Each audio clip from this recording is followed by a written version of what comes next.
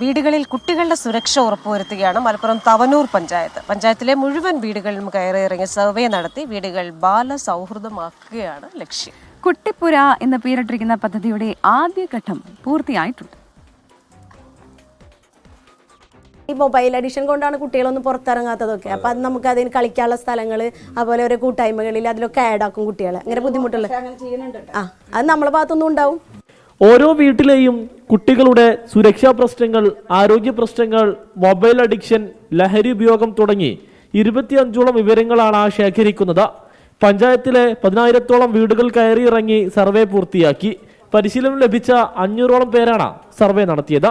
ഇത് വലിയ ബൃഹത്തായ പദ്ധതിയാണ്. കുറേ ബുദ്ധിമുട്ടുകൾ ഞങ്ങൾ നേരിടേണ്ടി വരുമെന്ന് ഞങ്ങൾക്ക് മനസ്സിലാക്കി തന്നെ ഏകദേശം 6 മാസമായി ഇതിൻ്റെ പഠനം നടത്തി ഓരോരോ കാര്യങ്ങൾ കൃത്യമായി നടത്തിയാണ് നമ്മൾ ഈ പദ്ധതിയുമായി മുന്നോട്ട് പോകുന്നത്. കുട്ടികളുടെ വിവരങ്ങൾ ചൈൽഡ് വെൽഫെയർ കമ്മിറ്റിയും പഞ്ചായത്തും പഠിക്കും. പഞ്ചായത്തിൽ അദാലത്ത് വെച്ച പ്രശ്നപരിഹാര ശ്രമം നടത്തും.